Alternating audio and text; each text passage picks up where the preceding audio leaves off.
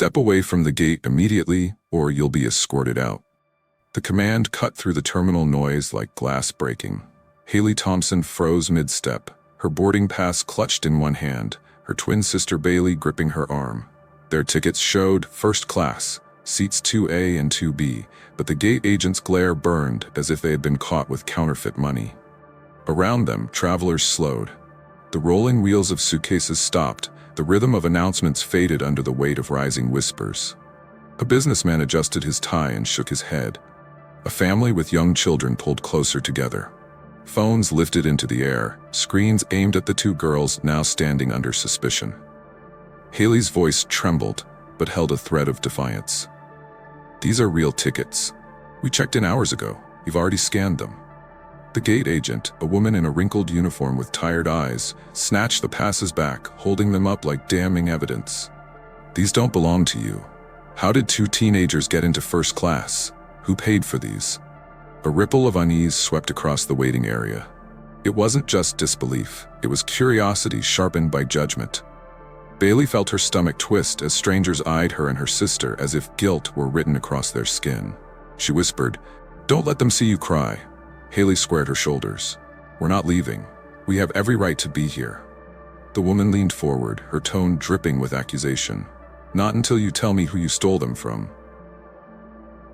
If you believe no child should be treated this way, take a moment to subscribe and drop your country in the comments. Your voice matters here." Security guards in navy jackets began edging closer. One spoke into a radio, eyes fixed on the girls as though expecting them to bolt. The agent barked orders with new confidence now that backup had arrived. "Escort them to the side. We may have a fraud case." Bailey's cheeks burned. She wanted to scream at the absurdity of it all, but Haley's hand pressed into her palm like an anchor. "Stay calm," her sister whispered, though her own voice quivered. The crowd swelled tighter, passengers slowing their boarding to witness the confrontation. Someone muttered, "Can't be real tickets." Another scoffed. "First class? At their age?" The sting of those words cut deeper than the uniformed agent's accusations. A man in a suit breezed past with his pass scanned in seconds. No questions asked. A young couple in college sweatshirts followed without pause. Yet the twins, who had provided every document, IDs, confirmation emails, even a parental consent letter, remained pinned in place like suspects. Haley's folder of paperwork slipped from her hand, scattering across the terminal floor. Papers fluttered beneath shoes, ignored by the very people who had moments ago been entertained by her humiliation.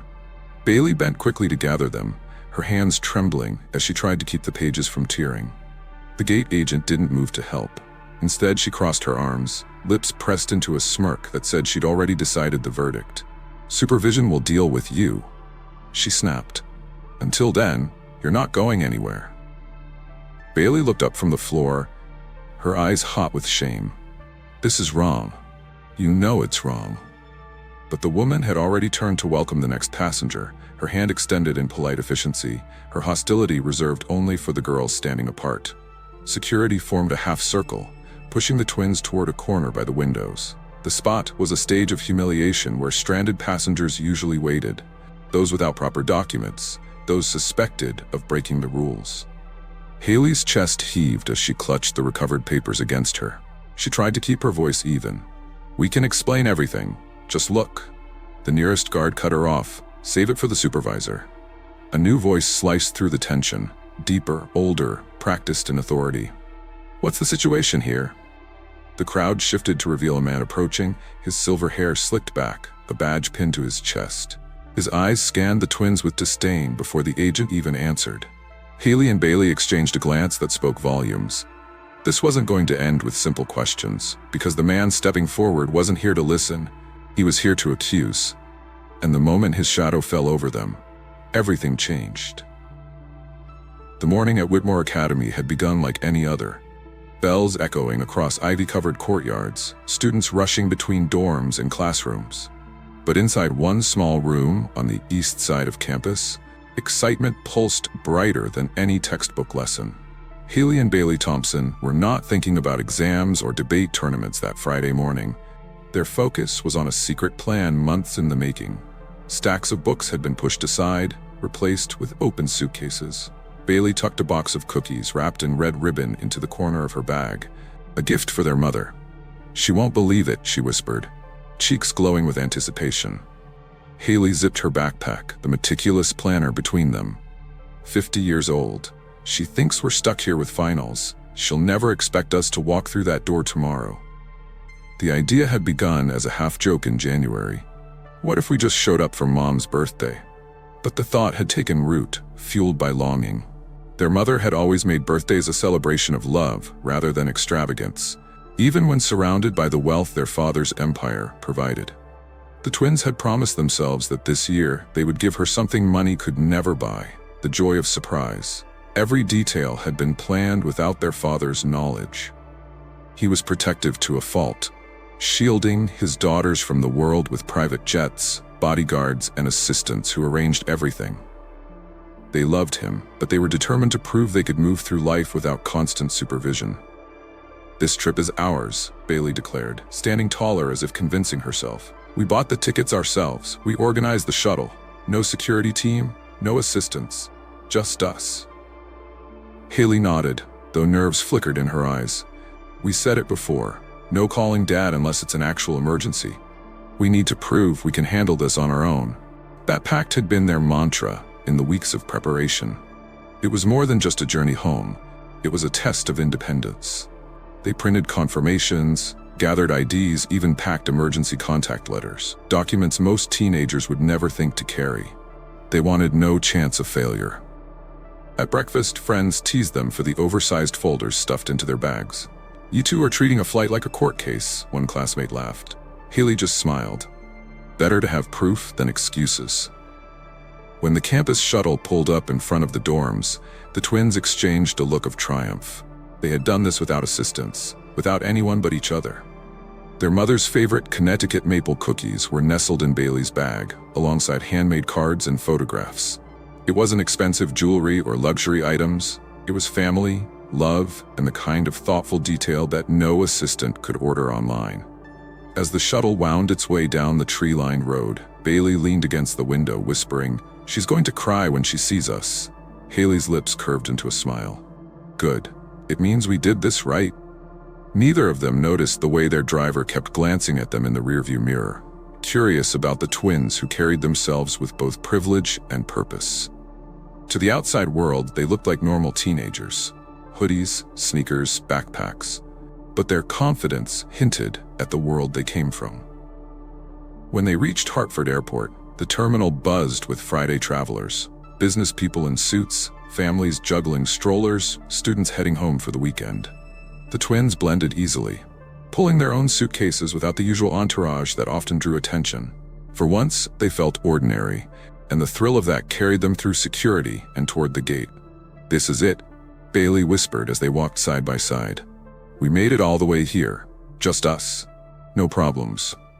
Haley exhaled, steadying herself. "One flight, and we'll be home. Then maybe Dad will finally see we don't need him holding our hands."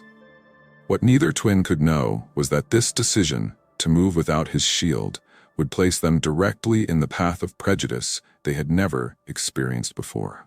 All the documents, all the planning, all the care they had poured into proving themselves would mean nothing to the people waiting at the gate. Their innocence would collide with suspicion, their pride with hostility. By nightfall, the surprise they had planned for their mother would instead ignite a confrontation that would halt an entire industry. And for the first time in their privileged lives, Haley and Bailey would discover what it felt like to be treated as if they did not belong. The departure area for Flight 447 was alive with restless energy. Travelers hunched over phones, families juggling snacks, and restless toddlers, business travelers, tapping out final emails before boarding. In the middle of it all, Haley and Bailey stood shoulder to shoulder, their boarding passes in hand, excitement buzzing just beneath the surface. When their turn came, Haley stepped forward first, her voice steady. "Good afternoon, we're checking in for Los Angeles." She slid both passes across the counter, the corners smoothed from being checked and rechecked. Jennifer Walsh, the gate agent, barely looked up. Her blonde hair was pinned back in a bun that had loosened with the day's chaos, her uniform blouse rumpled. She scanned the tickets, then froze, her brow furrowed. She glanced at the girls, then back at the screen. Instead of returning the passes with the casual efficiency she'd shown the passengers before them, she frowned and held the slips of paper up to the light as if searching for flaws. Haley shifted uneasily. "Is something wrong?" Walsh didn't answer right away. She tapped her keyboard, her nails clicking against the keys. Then she muttered, just loud enough for the girls to hear, "These don't look right." Bailey leaned in, eyebrows knitting. "What do you mean? They came directly from your airline's website." Walsh's frown deepened as she scrolled, clicking through screen after screen.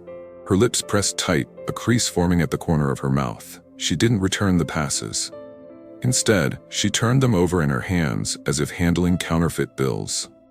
A man in a dark suit stepped up beside the girls. He handed over his ticket, flashed a polite smile, and within seconds was waved through without a second glance. Another couple followed, their boarding passes scanned in a blink, their laughter trailing behind them as they walked down the jet bridge. But the twins remained standing still, their tickets untouched by the scanner. Haley felt heat rising in her chest. "Ma'am, we can show you everything."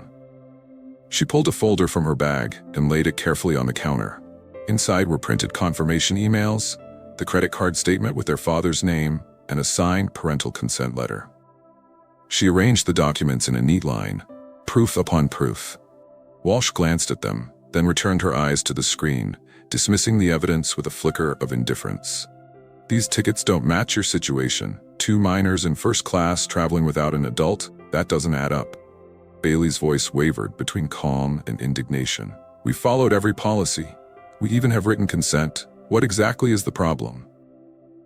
Instead of answering, Walsh leaned back, arms crossed, eyes narrowing as if the sight of the twins themselves was the problem. Behind them, the line of passengers grew restless. Some whispered, glancing at the girls as though they were causing a disruption. One woman muttered to her husband, "What's holding this up?" Another man sighed loudly, rolling his eyes as he shifted his briefcase from hand to hand. Haley's jaw tightened. "Why are others being allowed through without extra checks? We've given you every document you could ask for." The gate agent's tone turned sharper. "Step aside while I make a call." She reached for the phone, dialing an extension with a speed that suggested habit. "Supervisor needed at B12, she said, eyes still fixed on the girls. "Possible irregularity." The words hung heavy in the air. Irregularity. As if they were not passengers but suspects. Bailey clutched her boarding pass so tightly it bent in her fist. "This is unbelievable," she whispered. They moved aside as instructed, pressed toward the corner of the gate area. Their seats, 2A and 2B, were still visible on the screen above the counter, a reminder that their place on the flight was supposed to be secure. Yet every passing second made it feel further out of reach. A group of college students in hoodies approached the counter. They handed over tickets that looked no different from the twins. Within moments, they were cleared. No questions asked, no folders demanded, no suspicion cast. Haley and Bailey exchanged a glance that needed no words. The difference was clear. The proof was in front of them. Others were trusted on sight. They were doubted on sight. Walsh ended her call, her lips curving in something close to satisfaction. "My supervisor will handle this." Passengers stole glances as they walked by, some curious, others pitying.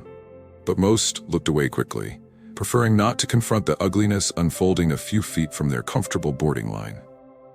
Bailey's throat tightened, but she forced her voice low. "We promised ourselves we'd handle this without Dad." Haley squeezed her sister's hand. "We will. Let's just see what this supervisor says." But deep down, both girls knew the truth. The supervisor wasn't coming to help. He was coming to decide whether 2 black teenagers belonged in first class at all. And when his shadow finally fell across the gate, the atmosphere around them shifted once again. The crowd parted when Brian Martinez arrived, his presence carrying the weight of authority rather than reassurance. He was a man in his 50s with graying hair and a permanent scowl etched across his face. The kind of expression that suggested he'd already decided every dispute before hearing it. The badge clipped to his blazer gleamed under the overhead lights as he approached Jennifer Walsh. "What's the issue?" he asked, though his tone suggested the answer hardly mattered. Walsh gestured toward the twins with a sweep of her hand.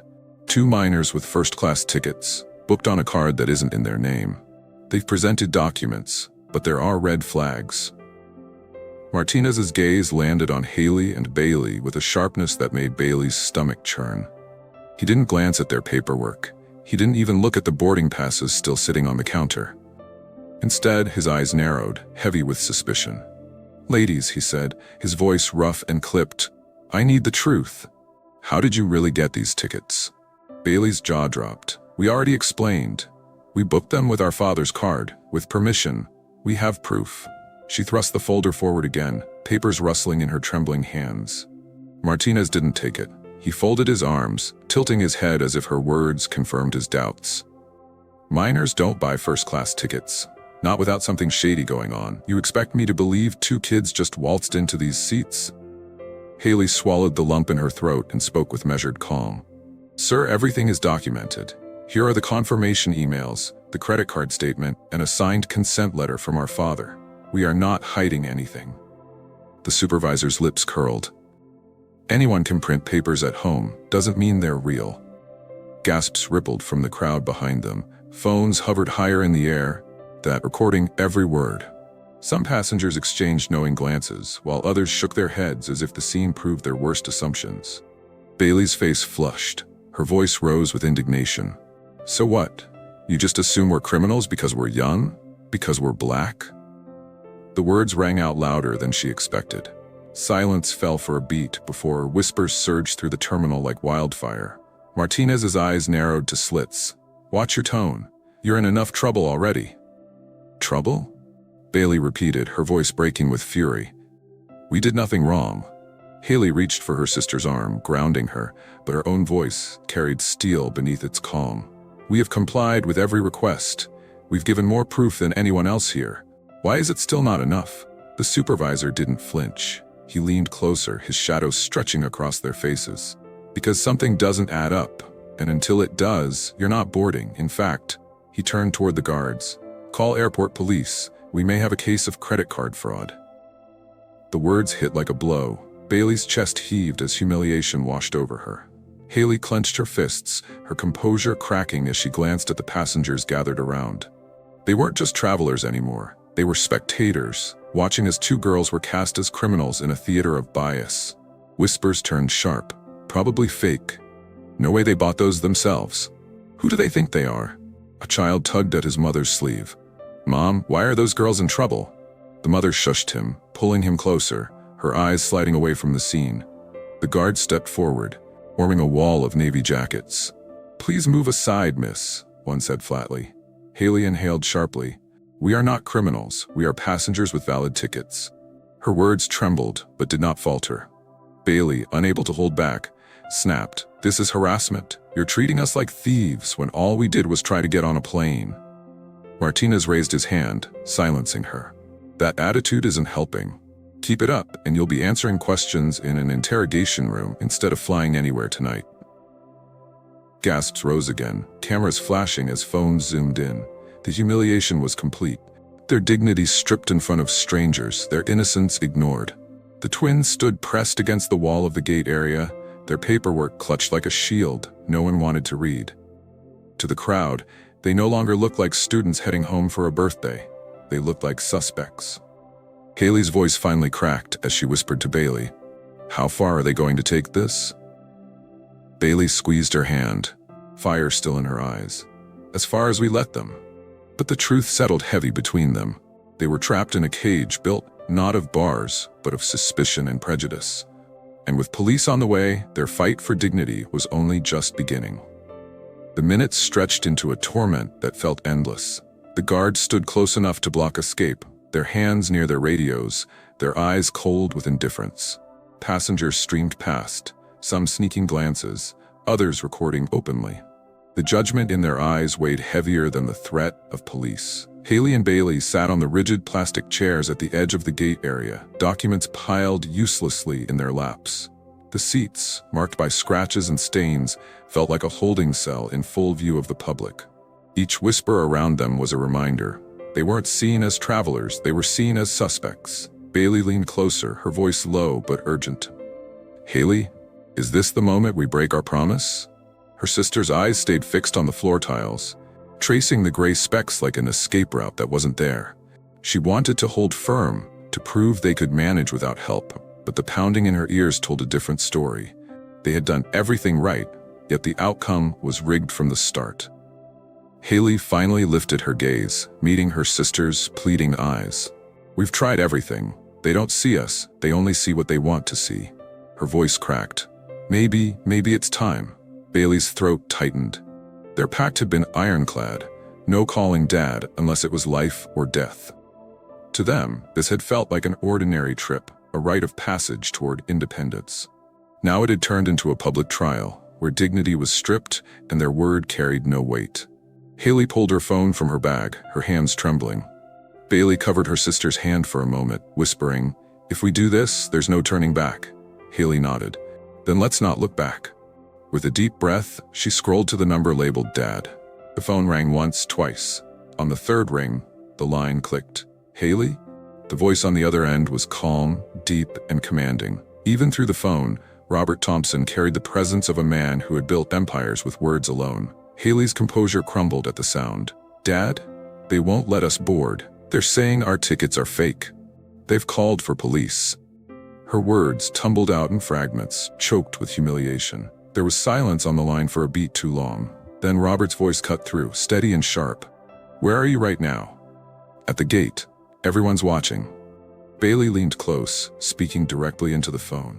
"They're treating us like criminals, Dad. We've shown them everything. Nothing matters."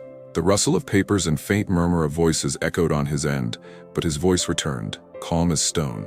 "Stay where you are. Don't argue. Don't cry. Watch what happens next." Haley's fingers tightened around the phone. "Dad, trust me," he interrupted. His tone carried no room for doubt. The call ended, leaving the twins staring at each other, their breaths shallow. Around them, the terminal remained the same, crowded, noisy, indifferent. Yet beneath the surface, something shifted. Minutes later, one of the security guards pressed a hand to his earpiece. His brow furrowed. "Repeat that?" he muttered, confusion flickering across his face. Another guard's phone buzzed, his eyes widening as he scanned a message. The departure board above the gate flickered. Letters scrambled, then reappeared with a single jarring word: delayed. At first, passengers groaned, unaware of the connection, but then the next board flashed the same, and the next. Within moments, the entire terminal filled with the same message, row after row of flights grinding to a halt. Gasps rippled through the crowd. Conversations broke into chaos. What's happening? Is it the weather? Some kind of system failure? Haley's pulse raced as she looked at Bailey. "Dad?" Bailey's lips curved into the faintest smile. "Dad?" The guards exchanged nervous glances, their postures shifting from confidence to unease. Jennifer Walsh clutched her computer mouse, clicking frantically, only to watch the system freeze on every attempt. Even Martinez, who had smirked with authority minutes earlier, now pulled out his phone with a shaky hand. Passengers no longer looked at the twins with suspicion. They looked at them with dawning curiosity. A murmur rose from the back of the crowd. Are they connected to this? Haley's breath steadied for the first time since the ordeal began. For hours, they had been silenced, doubted, and humiliated. But in the space of one phone call, the balance shifted. They weren't just two girls fighting to be believed anymore. They were daughters of the man who could ground an entire airline with a single decision. The humiliation had reached its peak. Now, the reckoning was about to begin. The hum of the terminal faltered as the word delayed spread like a silent storm across every departure board. Passengers gasped, some groaning in frustration, others clutching their phones to check for updates. No explanation was given, no announcement over the speakers, just the cold, uniform halt of an entire airport. For Haley and Bailey, it was as if the walls of humiliation holding them hostage began to crack. The girls clutched their phones tighter, remembering the final words their father had spoken before hanging up. "Stay where you are. Don't cry. Watch what happens next." Robert Thompson's voice had not risen, had not cracked with emotion. It had carried calm, deliberate weight, the kind of weight only men with true power possess. His daughters had grown up seeing it in boardrooms, in news broadcasts, in whispered conversations among the wealthy. But in that moment, they heard it for themselves. No longer shielded by staff or polished headlines. Bailey's lips parted as she stared at the screens overhead. "He's doing this," she whispered. Haley's breath trembled. It's not just here. She glanced down the long stretch of the concourse where other passengers now buzzed with confusion, their eyes lifted to boards that all told the same story. Nothing was moving. Jennifer Walsh's composure crumbled as she clicked furiously at her frozen computer. Her mutters turned frantic. This doesn't make sense. The system's not responding. Supervisor Martinez barked into his radio. Operations, talk to me. What's going on with the boards? His voice carried a rare edge of panic. No answer came back. The guards who had been so confident minutes earlier shifted uncomfortably, one pulling out his own phone to check alerts. His shoulders stiffened as a message flashed across his screen. This can't be right, he muttered under his breath. Passengers surrounded the gate counter, their irritation boiling. What's happening? Are we grounded? I have a connection in Denver. The questions rained down, but Walsh and Martinez had nothing to give. Amid the rising chaos, Haley and Bailey remained seated, their documents still in hand, but their fear slowly giving way to realization. This was not coincidence. This was intervention. Bailey leaned close, her whisper fierce with vindication. They thought we were powerless. Haley nodded, voice low. Now they'll see who they tried to humiliate. Far from Hartford, in a glass tower that served as the nerve center of America's largest airline, phones rang off the hook. Executives scrambled as directives came down from the very top. All departures paused until further notice. No reason provided, no explanation offered, just the voice of Robert Thompson moving like an invisible hand through every corridor of authority. For decades, Robert had been the figure other airlines feared, a man whose empire extended into routes, fleets, and stock shares that dictated the industry. His daughters had chosen to travel as ordinary passengers to prove they didn't need him. But the moment he chose to act, the entire machine bent under his will. Back at the gate, Martinez's face reddened as his authority unraveled in front of the crowd. He had mocked two teenagers, accused them of fraud, threatened them with police. Now he was the one scrambling for answers he didn't have. Walsh's eyes darted nervously between the twins and the passengers demanding answers. For the first time all day, her confidence broke, her mouth opening and closing without words. The twins sat taller in their seats. They weren't smug, they weren't boastful. But dignity, the same dignity stripped from them minutes earlier, returned like a shield. Stay where you are, Robert had said. And so they did, still as stone in the middle of chaos. Every flicker of the departure boards reminded the room that something bigger than this gate, bigger than this flight was unfolding. The whispers shifted, no longer about the girls being frauds, but about whether they were the reason hundreds of passengers now stood stranded. A businessman muttered, "Who are they?" A woman holding her crying baby whispered, "It has to be connected." Haley's heart pounded, but not with shame this time, with power. For the first time since the ordeal began, the weight was no longer pressing down on her. It was pressing down on those who had doubted her. Bailey exhaled, a small smile curling at the corner of her lips. "Dad told us not to cry," she said softly. "I think they're the ones about to cry." The terminal descended into confusion as the word delayed spread across every screen. What began as an inconvenience soon snowballed into panic. Voices rose in frustration. Lines at customer service counters doubled within minutes. Phones buzzed with text alerts that provided no explanation, only confirmation. All flights temporarily suspended. Haley and Bailey sat motionless in their seats, their hands clasped tightly together. For hours they had been treated like trespassers in a world they had every right to enter. Now with one call, their father had flipped the script, not with shouting, not with protests, but with silence and power that rippled invisibly through the system. Passengers circled the gate counter, bombarding Jennifer Walsh with questions she couldn't answer. Is this a cyber attack? Weather? Why is my flight to Atlanta showing the same thing? Her fingers tapped the keyboard in vain, error messages flashing back at her. Supervisor Martinez pressed his phone to his ear, barking into the line. Somebody give me answers. We can't ground half the airport without notice. His voice betrayed the fear tightening in his chest. Authority that had once dripped from his words now rang hollow, exposed under the weight of an order far higher than his pay grade. The guards, who only minutes earlier stood as enforcers, now shifted uneasily. One checked his phone and swallowed hard before leaning toward Martinez. Sir, it's nationwide. Every hub, every gate. The color drained from Martinez's face. He turned toward the twins, eyes narrowing, trying to reconcile the girls in front of him with the chaos unraveling behind him. Haley met his stare, her expression calm. She didn't speak, didn't gloat, but the dignity in her silence cut deeper than any words. Bailey, though, couldn't resist leaning forward just slightly, her whisper carrying only far enough for him to hear. "Still think we don't belong here?" Martinez's jaw clenched, but he said nothing. Around them, the terminal swirled with anxiety. Families huddled, business travelers furiously typed on laptops, college students groaned at missed connections. The twins became the eye of the storm, two young girls seated quietly while the system bent and buckled. Walsh finally slammed her hands against the counter. "This doesn't make sense. It's like the whole network froze." She glanced at Martinez, her earlier smugness shattered. "What are we supposed to tell them?"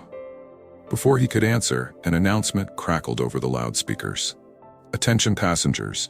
Due to unforeseen circumstances, all departures are temporarily delayed. Please remain at your gates for further updates." Groans erupted. Some shouted at the intercom as if it could respond. But amid the noise, more eyes turned toward Haley and Bailey. The coincidence was too sharp, the timing too perfect. Whispers spread like sparks. "It's because of them. Those girls, something's going on." "Who are they?" Bailey's shoulders stiffened. For so long she had wanted to disappear, humiliated by the accusations. Now strangers stared for a different reason. Not pity, not disdain, but curiosity tinged with awe. Haley's heart raced. She leaned close to her sister. "Do you feel it? Everything's shifting." Bailey nodded, her grip tightening. "Dad's not just fixing this. He's making them see us." Behind the gate counter, Walsh collapsed into her chair, her voice trembling as she muttered to herself, "This is bigger than me, bigger than him." She looked at Martinez, who avoided her eyes, sweat beading at his temple. The guards stepped back, no longer blocking the twins but uncertain of where they belonged in this new order. One murmured, almost in disbelief, "Never seen anything like this before." Passengers began filming more openly now, cameras not just on the frozen screens, but on the two sisters at the center of it all. The once hostile stares had turned into something else entirely, recognition that these weren't just any teenagers. Haley sat straighter, reclaiming the dignity she'd been denied. Bailey leaned back in her chair, fire still in her eyes but steadied by relief. For the first time all day, the weight pressing against their chests began to lift. The system was frozen, but their father's influence was in motion. And in the stillness that followed, one truth became undeniable. The humiliation that had started at Gate B12 had just sparked a reckoning far larger than the gate agents ever imagined. The tension in the terminal sharpened as three airline executives stormed into the gate area, suits pressed, ties loosened from hurried steps. Their whispers cut through the air like static, phones clutched in their hands as if answers might materialize from thin air. They bypassed the customer service desk, ignored the restless passengers, and went straight to Jennifer Walsh and Brian Martinez. "What happened here?" one demanded under his breath, eyes darting toward the twins. Walsh tried to find her footing, her voice cracking. "Irregular tickets, suspicious circumstances." "Suspicious?" Bailey snapped from her chair, her voice ringing louder than the excuse. "We showed you everything. You didn't want proof, you wanted to see us fail." A murmur rolled through the crowd. This time it wasn't mocking or dismissive. It was agreement. A middle-aged woman clutching her boarding pass spoke up, her voice firm. "She's right. I watched them hand over more paperwork than anyone else here. You didn't even look at half of it." Another passenger, a businessman who had breezed past security without a question, added, "If this is how you treat paying customers, no wonder this airline's in trouble." Phones tilted higher, recording from every angle. What had begun as casual rubbernecking had turned into collective outrage. Strangers who once muttered about delays now found their voices, defending the very girls they had watched being humiliated. The executives' faces tightened. They knew the cameras meant this wasn't just about two passengers anymore. It was about public perception, headlines, reputations. One executive straightened his tie and addressed the girls directly, his tone clipped with urgency. "Ladies, on behalf of the airline, we invite you to board immediately. There's been an unfortunate misunderstanding." Bailey stood, her back straight, her voice unwavering. "We're not moving an inch until you apologize. Right here, in front of everyone who watched you treat us like criminals." Gasps rippled across the terminal. Walsh's mouth fell open. Martinez's fists clenched at his sides, his pride fighting against the shift in control. But the eyes of the passengers, the witnesses, the recorders, burned into them like 1,000 spotlights. Haley rose beside her sister, her tone softer but no less firm. An apology is the least you owe us. The executives hesitated, whispering frantically among themselves. Every second of silence stretched under the weight of the crowd's judgment. Someone called out from the back, "Say it! Own up!" Finally, one of the executives cleared his throat, his voice louder than before. To these young women and to everyone present, we extend our deepest apologies. The treatment you witnessed does not reflect our standards. We failed, and for that, we are sorry. The words carried, echoing through the gate. Phones captured every syllable. Passengers nodded, some even clapping softly. The tide had turned completely, from suspicion to defense to solidarity. Walsh's face burned crimson. She tried to shrink behind the counter, muttering under her breath, "This isn't fair." But no one listened. Martinez kept his jaw tight, refusing to speak, but the silence condemned him more loudly than any insult could. Haley and Bailey exchanged a look. For the first time since stepping into the airport, the knot in their chests loosened. Dignity, once stripped away, now returned with force. Bailey stepped forward, her voice steady. "That's the beginning of making this right." The executive gestured toward the jet bridge. "Please, allow us to escort you." As the twins walked toward the boarding door, the crowd parted. Cameras followed, recording the reversal. The same girls once cast aside, now walking with heads high, the airline's leadership trailing behind them. A woman near the window whispered to her child, "You see those girls? Remember this, always stand up when someone is treated unfairly." Bailey's lips tightened into a thin smile. For once, she didn't feel invisible. For once, the world had seen and believed. The boarding scanner beeped, its sound no longer a barrier, but an opening. Still, Haley's pulse raced as she whispered to her sister, "This isn't over. Dad's coming." Bailey's eyes flickered with fire. Good, they need to see what real accountability looks like. The gate area no longer felt like an ordinary corner of Hartford Airport. It had become a stage, passengers filming from every angle, voices buzzing with anticipation. Some whispered about canceled meetings, others about missed connections, but all eyes fixed on the two girls who had gone from humiliation to the center of a storm. Jennifer Walsh hunched behind the counter, her face pale and damp, hands twitching at her keyboard, though the screen stubbornly refused to obey. Every second, her helplessness grew, and every second more phones tilted toward her, capturing the agent who had once sneered at two teenagers, now looking like the one on trial. Brian Martinez stood stiff beside her, his jaw locked, his eyes scanning the crowd as though searching for a way out. His earlier confidence, his threats of police and fraud charges, clung to him like a bad odor.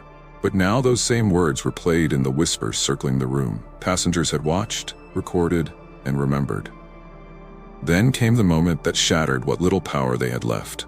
Two executives in tailored suits arrived, their faces strained. They didn't glance at Walsh or Martinez. They went straight to the twins. One crouched down to Haley and Bailey's level, voice soft but trembling. "On behalf of the airline, we deeply apologize for what you've endured. This never should have happened." The crowd erupted into murmurs. Phones zoomed in closer. Bailey raised her eyebrows, her lips pressed into a thin line. "Apologize to us here, where everyone can hear." The executive hesitated but nodded. He stood, turned to face the gate full of passengers, and spoke louder. "Mistakes were made. These young women were treated unfairly. That treatment does not reflect our values, and corrective action will be taken immediately." Gasps rippled through the crowd, followed by the sound of rapid typing as dozens posted the clip online. Walsh's lips parted in disbelief. "Unfair? I was following protocol." "Protocol?" Bailey shot back, her voice carrying across the terminal. "Everyone else walked through in seconds. We showed you everything. But because of who we are, you called us liars." Walsh faltered, her words crumbling under the weight of truth amplified by witnesses. The executives exchanged tense glances, then one gestured toward the jet bridge. "Come with us. You'll be boarding now." Haley and Bailey rose slowly, not with arrogance but with dignity. As they walked toward the plane, the crowd parted. Cameras followed, capturing the transformation. The same girls once dragged to the corner like criminals, now escorted with respect. A passenger muttered, "About time." Another whispered, "They should never have been treated that way." For the first time all day, the girls stepped onto the jet bridge not as suspects, but as passengers, acknowledged, respected, defended. But the reckoning wasn't finished. The shuffle of heavy footsteps drew attention back toward the concourse. Heads turned. Conversations hushed. Robert Thompson entered the terminal with a calm that commanded silence. His presence filled the space without a single word. Tall, composed, his suit immaculate, his expression unreadable. Every executive straightened. Walsh's knees buckled as she instinctively stepped back. Martinez stiffened, his face blanching as he recognized the man whose empire stretched farther than his career ever could. Robert's eyes found his daughter's first. He placed a steady hand on Haley's shoulder, then Bailey's. His voice was quiet, but it carried across the room. "Are you all right?" Haley nodded faintly, fighting back tears. Bailey whispered, "We are now." Then Robert turned to Walsh and Martinez. His gaze was not fiery, not loud. It was colder than fury, a silence that cut deeper than any shout. "You humiliated my children," he said evenly. "You accused them without cause, ignored proof, and treated them like criminals in front of hundreds. That ends here." Walsh stammered, "Sir, I was just—" "You're finished," Robert interrupted, his tone final. Martinez's fists clenched at his sides. "Mr. Thompson, let's be reasonable." Robert's eyes narrowed. Reasonable would have been treating them like human beings. You chose arrogance, you chose bias, and for that, you've chosen unemployment. Gasps filled the terminal. Phones captured every second as Robert's words delivered the justice passengers had hoped for. Walsh collapsed into her chair, tears streaking her cheeks. Martinez's face hardened, but even he knew resistance was futile. Their careers ended not with a hearing, not with an investigation, but with the unflinching decision of the man whose authority stretched far beyond this airport. Robert placed his arms around his daughters, guiding them back toward the jet bridge. His voice softened only for them. "No one strips you of your dignity. Not while I'm alive." The crowd erupted, not in applause but in hushed reverence. The humiliation had been turned inside out. And as Haley and Bailey finally stepped into the first-class cabin, passengers whispered the truth that would travel farther than any flight. 2 young black girls had forced an empire to its knees. 2 teenagers left their boarding school in Connecticut, carrying nothing more dangerous than backpacks, cookies for their mother, and the excitement of pulling off a surprise. They wanted independence. They wanted to prove they could step into the world without leaning on their father's shadow. Instead, they walked straight into a lesson they never asked for. How quickly dignity can be questioned when skin color speaks louder than paperwork. Haley and Bailey Thompson weren't the first to experience it. They won't be the last. Racism doesn't always scream. Sometimes it whispers through suspicion, tilts its head at irregularities, or hides behind words like protocol. Sometimes it doesn't matter how many documents you hold in your hand. Sometimes it doesn't matter how politely you answer. Sometimes it doesn't even matter if you've paid full price for your place in the world, because someone has already decided you don't belong. They stood in front of strangers, accused of fraud when all they carried were valid tickets. They watched others glide through unchecked, while every step of theirs was questioned. They felt the weight of stares, the sting of whispers, the humiliation of being treated as intruders in a space they had earned. That humiliation was not random, it was racial. But dignity, when defended, can cut through even the heaviest silence. One phone call shifted the balance. Robert Thompson did not need to shout. He did not need to threaten. He simply reminded the system that his daughter's humanity was not negotiable. With his calm words, "Stay where you are. Don't cry. Watch what happens next." He showed the world what happens when power chooses to defend rather than dismiss.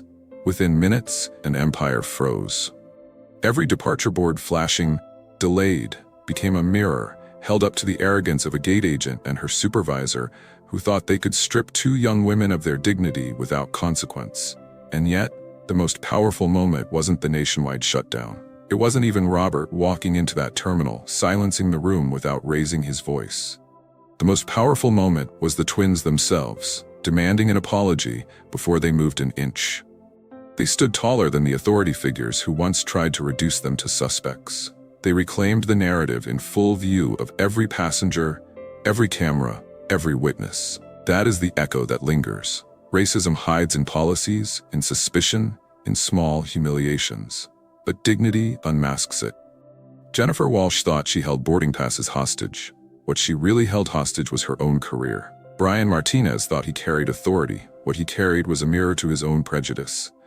And every passenger who stood and recorded will remember the day they witnessed two young women force an airline to bow to truth. Two teenagers wanted to prove independence.